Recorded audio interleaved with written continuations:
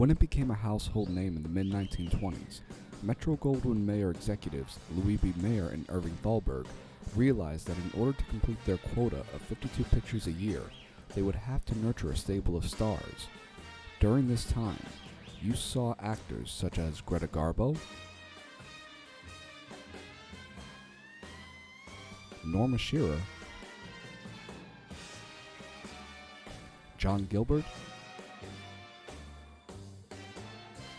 and Ramon Navarro. There was one woman, however, who would not only rival their star power, but outlast all of them. This woman was Joan Crawford. As with every video, please be sure to like, share, and subscribe. Also, remember to check out the show's social media pages and support our Patreon page. With that said, I'm Big Rob, and here's a look into the life and career of one of the best rags to riches stories ever in Joan Crawford. Enjoy.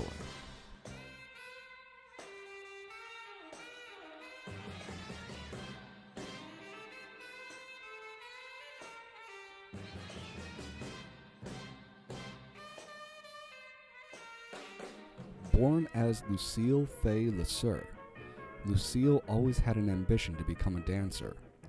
Her first exposure to dancing was watching vaudeville acts at the Ramsey Opera House, which was run by her stepfather Henry J. Casson. Although Casson ran the theater, he was not good with finances, which caused Lucille to never go past primary school. Casson allegedly had also began sexually abusing her when she was only 11, and continued until she went to an all-girls Catholic school. Lucille would begin her career under her own name by dancing in choruses of dancing revues. Always wanting to push herself, Lucille approached Lowe's Theater's publicist, Nils Granlund, for work.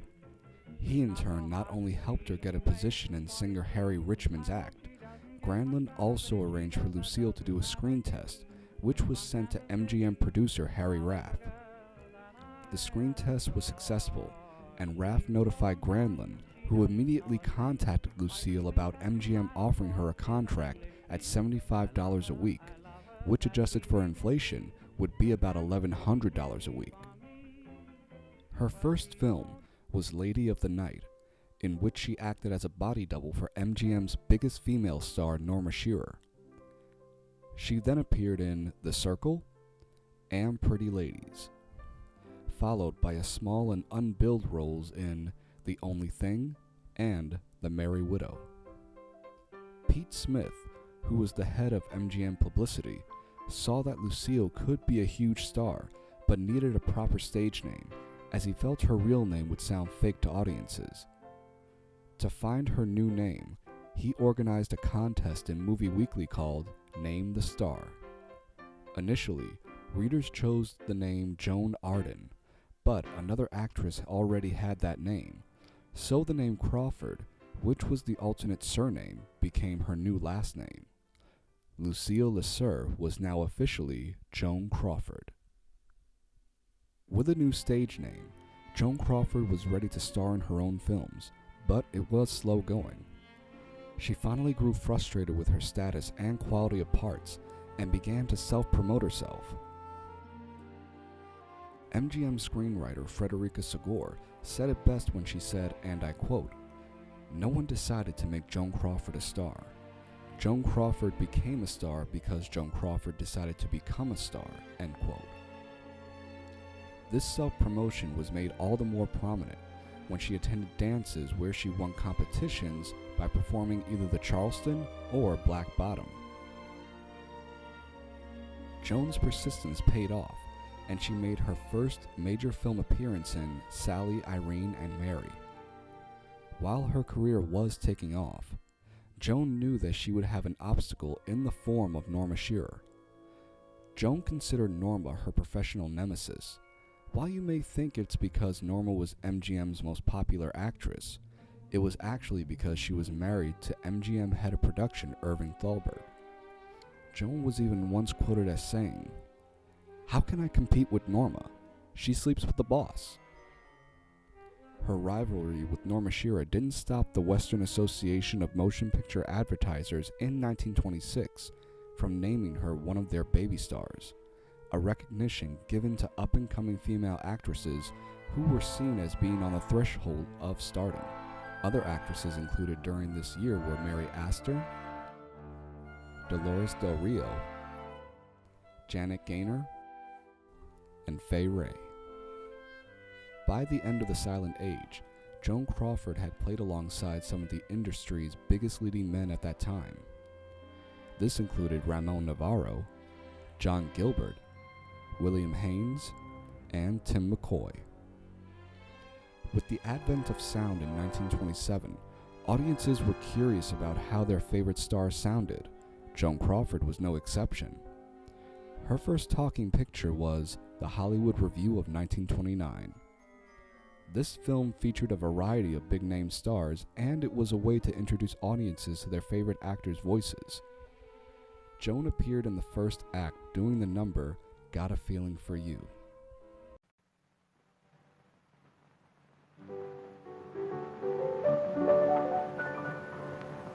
All day I talk about you.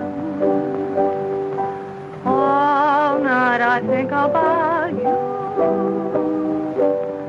I just want to be someone you want to see. Why, you got me walking on air. I only hope that you care. I'd be satisfied just to hang around you. Crazy about your smile, free and easy style. You're a loving child, got a feeling for you. Ooh, I like your turned up nose. I like your seasoned velvet suit. From your head to toe, got a feeling for you. No one but you. Did you ever see somebody who could love somebody much as I love you, huh? Did you? You're the kind of sweet somebody who could love somebody. How about me too, huh? Oh my, you're the one I crave. I could be your slave. Honey, let me rave. Got a feeling for you. Crazy about your smile, free and easy style. You're a loving child, got a feeling for you.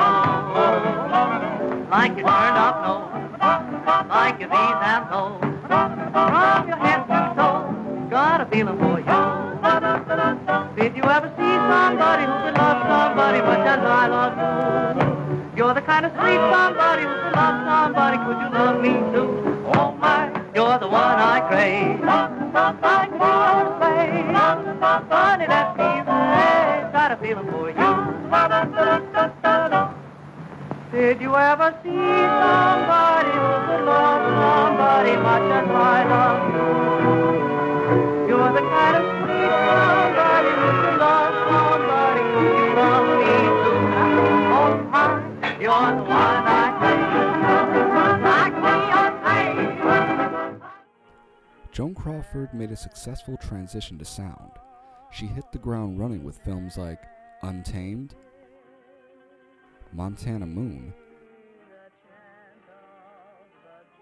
Our Blushing Brides, and Paid. However, in 1931, Joan would appear in the first of 8 films at MGM with leading man Clark Gable. In Joan's own words of their first meeting, and I quote, "It was like an electric current went through my body. My knees buckled. If he hadn't held me by the shoulders, I'd have dropped." During the course of their 8 films, Joan Crawford and Clark Gable would have an on and off again affair. While MGM had to resort to threats of breaking their contracts if they didn't stop seeing each other, it cannot be denied the impact and success of their films. These include classics like Dance Fools Dance, Laughing Sinners, and Possessed.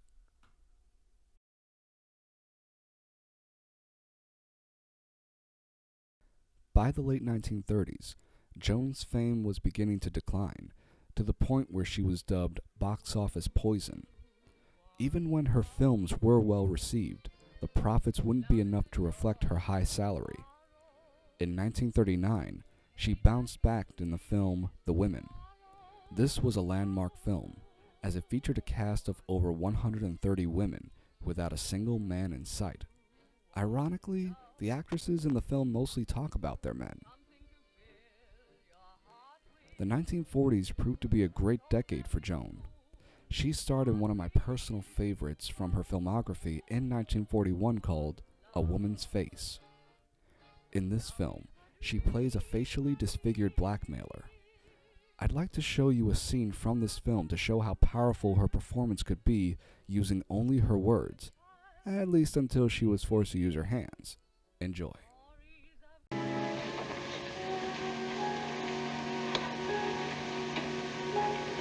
You are pretty. Please? A friend of mine who's a great judge of beauty described you to me. Really? Who was he?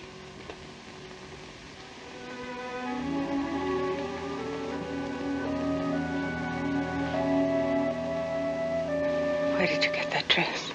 I got it in Paris.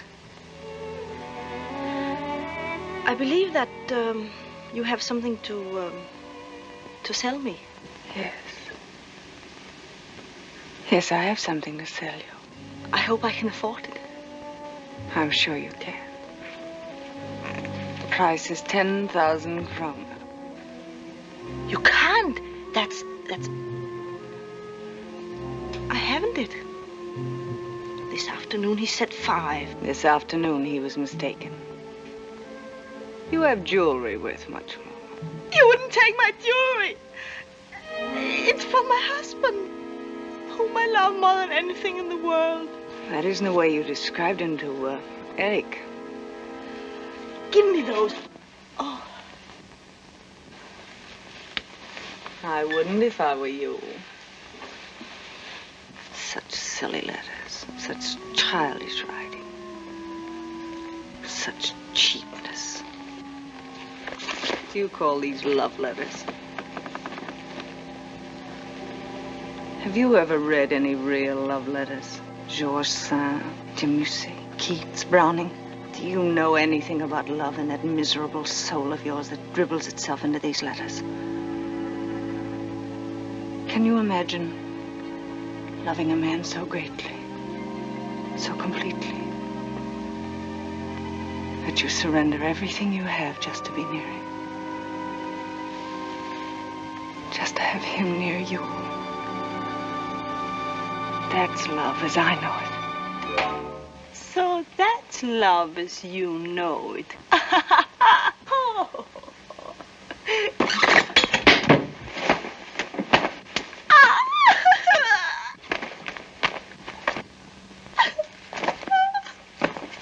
Now get me the rest of your jewels.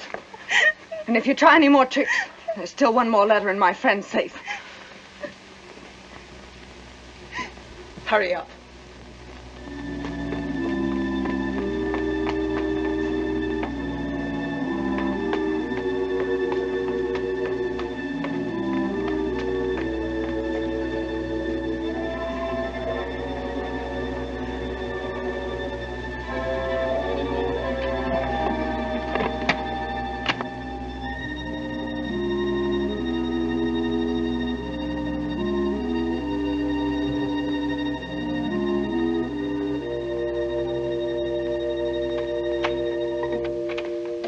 Vera, darling, I'm back.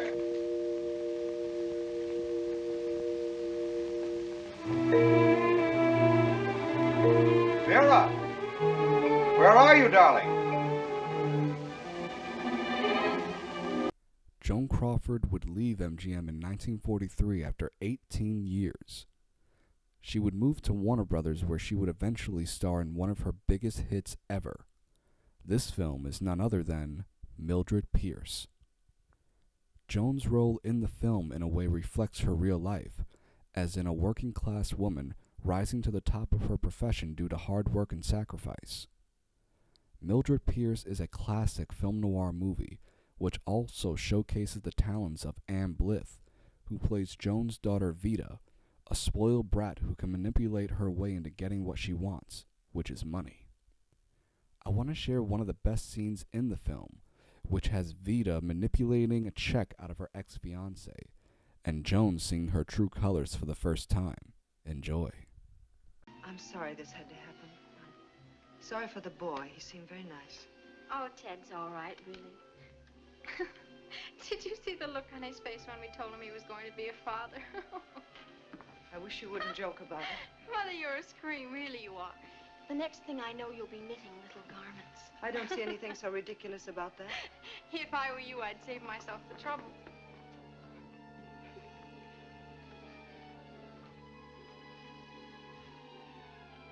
You're not going to have a baby? At this stage, it's a matter of opinion. And in my opinion, I'm going to have a baby. I can always be mistaken. How could you do such a thing? How could you? I got the money, didn't I? Oh, I see. I'll have to give Wally part of it to keep him quiet, but there's enough left for me. Money. That's what you live for, isn't it? You'd do anything for money, wouldn't you? Even blackmail. Oh, grow up. I've never denied you anything. Anything money could buy, I've given you. But that wasn't enough, was it? All right, Vida, from now on, things are going to be different. I'll say they're going to be different. Why do you think I went to all this trouble? Why do you think I want money so badly? All right, why? Are you sure you want to know? Yes. Then I'll tell you. With this money, I can get away from you. Vida. From you and your chickens and your pies and your kitchens and everything that smells of grease. I can get away from this shack with its cheap furniture and this town and its dollar days and its women that wear uniforms and its men that wear overalls. Vida, I think I'm really seeing you for the first time in my life, and you're cheap and horrible. You think just because you made a little money, you can get a new hairdo and some expensive clothes and turn yourself into a lady. But you can't. Because you'll never be anything but a common frump whose father lived over a grocery store and whose mother took in washing. With this money, I can get away from every rotten, stinking thing that makes me think of this place or you. Vida! Vida, Not on your life! I said give it to me!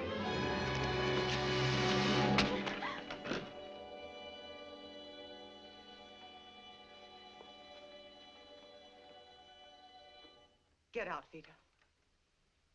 Get your things out of this house right now before I throw them into the street and you with them. Get out before I kill you.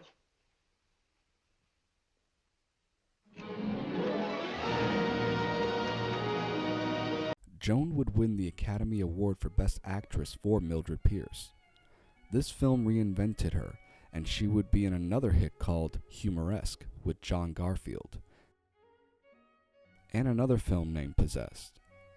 Not to be confused with its MGM counterpart, the Warner Brothers version would garner Joan a second Academy Award nomination. She would leave Warner Brothers in 1952 due to feeling like the studio had essentially given up on her. She made a film for RKO called Sudden Fear, which garnered her a third Academy Award nomination before making her final MGM film, Torch Song.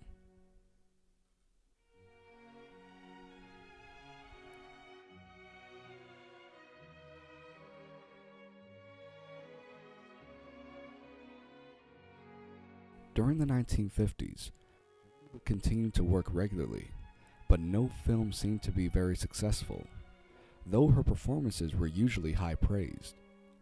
It wasn't until 1961, when she would begin self-promoting herself again, that Joan would reinvent herself again. Director Robert Aldrich sent her a script for a film entitled Whatever Happened to Baby Jane. The film would star both Joan Crawford and Bette Davis. An intense rivalry would form between the two veteran actresses, which seemed to play out on screen in this psychological thriller. But don't take my word for it. I think it's better if I show you. Blanche, you're not going to sell this house. Daddy bought this house. And he bought it for me. You don't think I remember that, do you? You're wrong, Jane. You've just forgotten. I bought this house for the two of us when I signed my first contract. You don't think I remember anything, do you? There are a whole lot of things I remember. And you never paid for this house. Baby Jane Hudson made the money that paid for this house. That's who. You don't know what you're saying. Blanche, you aren't ever gonna sell this house. And you aren't ever gonna leave it. Either.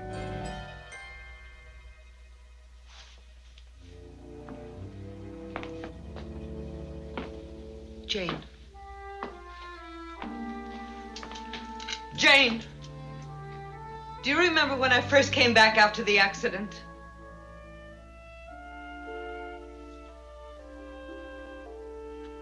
You promised you wouldn't ever talk about that again. I know I did. But I'm still in this chair. After all those years, I'm still in this chair. Doesn't that give you some kind of responsibility? Jane, I'm just trying to explain to you how things really are. You wouldn't be able to do these awful things to me if I weren't still in this chair.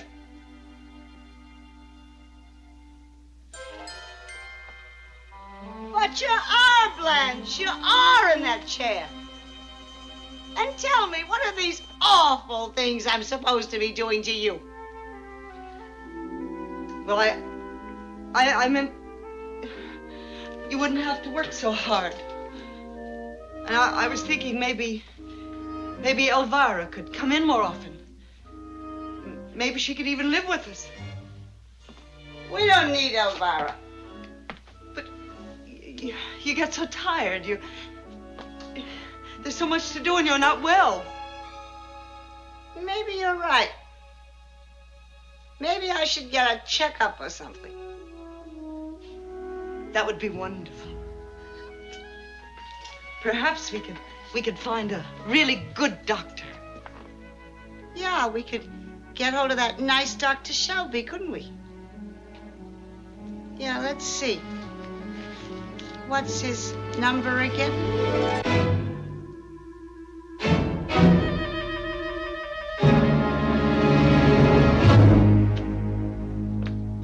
And under no circumstances tell my sister the contents of this note. It's not me that needs a Dr. Blanche. The film's massive success revived the careers of both women. Their animosity towards each other contributed to the film's box office returns. Despite both of their amazing performances, it was only Bette Davis who would be nominated for an Oscar. While Joan would present the Best Director award at the Oscars, she did contact the other nominees for Best Actress, offering to accept the award on their behalf if they were unable to attend the ceremony. All of the nominees agreed, and when Anne Bancroft won for The Miracle Worker, Joan accepted on Anne's behalf as she was unable to attend. Bette would then always claim that Joan had campaigned against her, although Joan denies this. While researching for this video, I knew I would have to acknowledge the controversy surrounding Joan Crawford and her daughter Christina Crawford. Joan died on May 10, 1977. 1 year later, Christina published Mommy Dearest, which details allegations of a lifetime of emotional and physical abuse. This also included allegations of abuse aimed at Christina's brother Christopher. Joan had adopted 5 children during her life. One son was reclaimed by his birth mother, while Christina and Christopher were disinherited. Joan's 2 younger daughters, Kathy and Cindy, were the only 2 she had written into her will. Along with Kathy and Cindy, friends and colleagues such as Van Johnson, Anne Blyth, Myrna Loy, Katharine Hepburn, Cesar Romero, Gary Gray, and Joan's first husband, Douglas Fairbanks Jr., all denied the allegations made by Christina in Mommy Dearest. There were others who backed Christina's claims, such as Betty Hutton, Helen Hayes, James MacArthur, June Allison, Liz Smith, Rex Reed, and Vincent Sherman. They all claimed to have been witnesses to some form of abuse. The book became a bestseller and was even adapted into a film in 1981 starring Faye Dunaway as Joan. Before the book was ever published, Joan herself had commented on it and her estranged daughter. This could shed light on whether or not the book was truthful or not. Everyone is entitled to their own opinion, but given the great divide on the validity of the very serious claims in Christina's book, I urge everyone to consider all of the details before forming an opinion about this situation.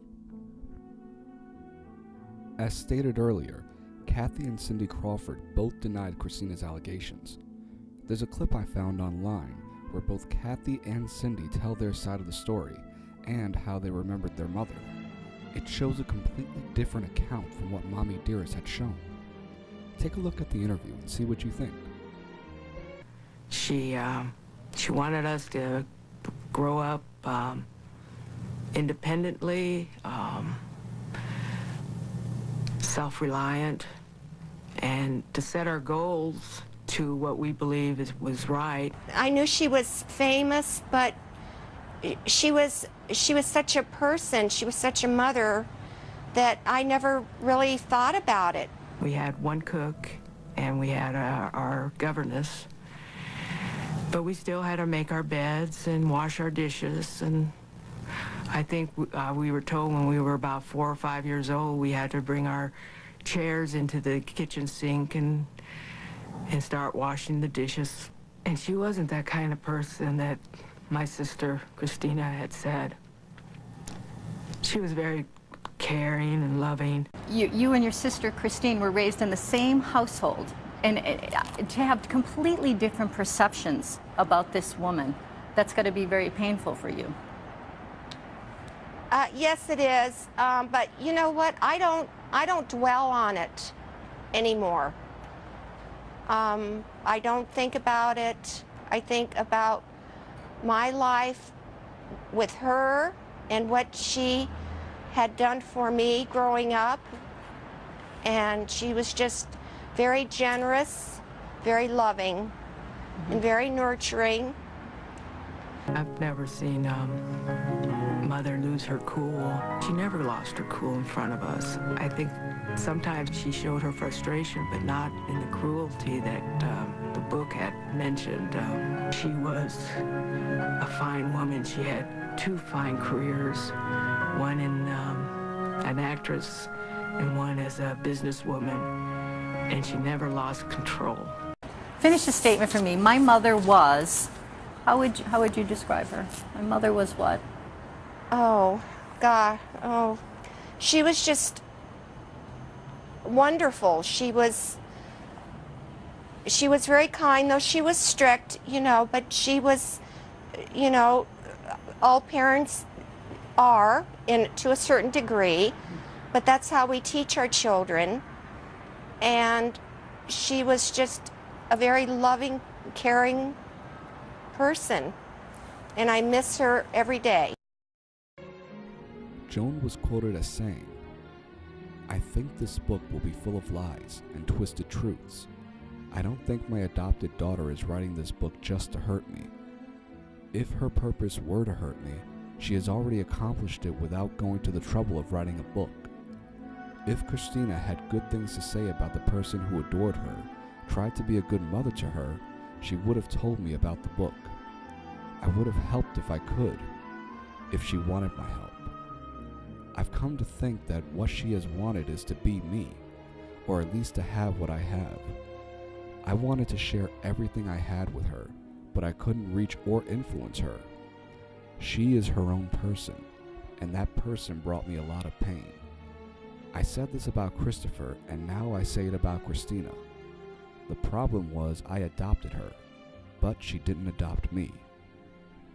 Please take a moment to let this sink in. It's very easy to write this off as Joan Crawford playing the victim and shifting the blame, or even using her acting skills to try and fool people. It should be noted, though, that Christina Crawford was also an actress. Given that she was adopted by a famous actress, it was only natural that she would want to be the same. However, the relationship between her and her mother became strained in 1968 when Christina took a leave of absence for a major surgery. She was starring on a CBS soap opera called The Secret Storm at the time of her surgery. Christina was only 29 at the time, and when she took her leave, Joan replaced her on the show. This could have caused something to snap inside Christina, as she worked so hard to get out of her mother's shadow, but it was now looming over her at such a vulnerable time in her life.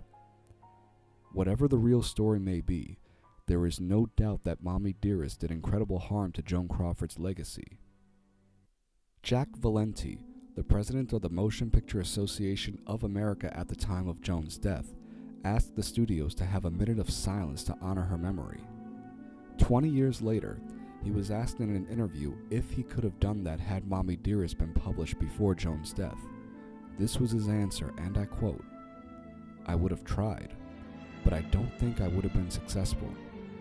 Words in print have an enormous effect.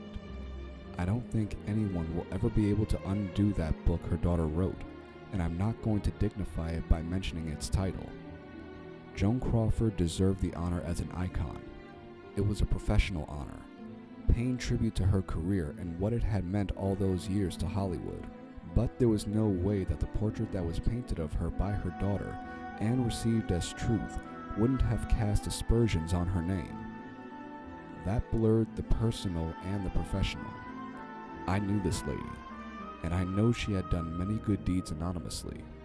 She was always dependable for helping out with worthy charities and good deeds, and that's the way I remember her." I want to now give all of you watching this an observer's point of view. My partner on this show, Joe Lewis, is going to share his experience watching the film adaptation of Mommy Dearest. This is a perspective coming from a fan of classic cinema, which I hope gives everyone a complete view, as we've heard the sides from those closest to Joan.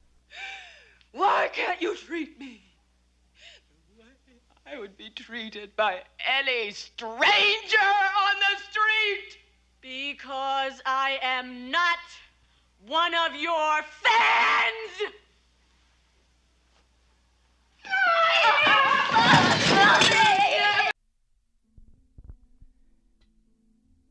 Even after seeing classics like Jaws, The Howling, and American Werewolf in London, The Exorcist, and movies, at a very young age, I put this, Mommy Dearest, as like the first true horror movie I had seen.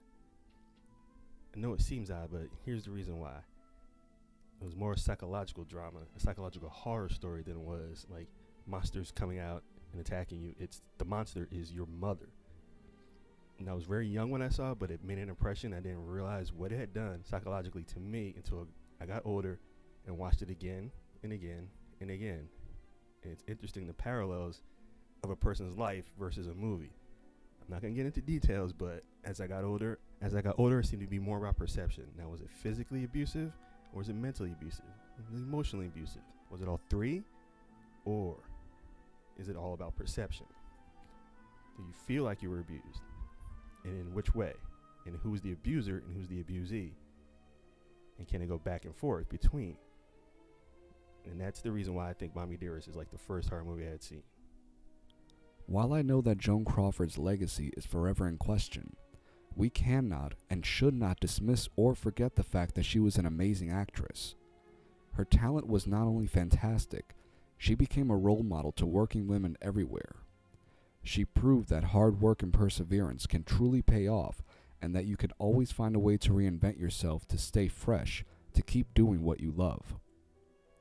I hope everyone enjoyed this video and learned something new. Please remember to like and share the video and to subscribe to my channel. Also, please support our Patreon page. This was a very hard video to do, but it was well worth it. For Joe Lewis, I'm Big Rob, and we'll see you again soon.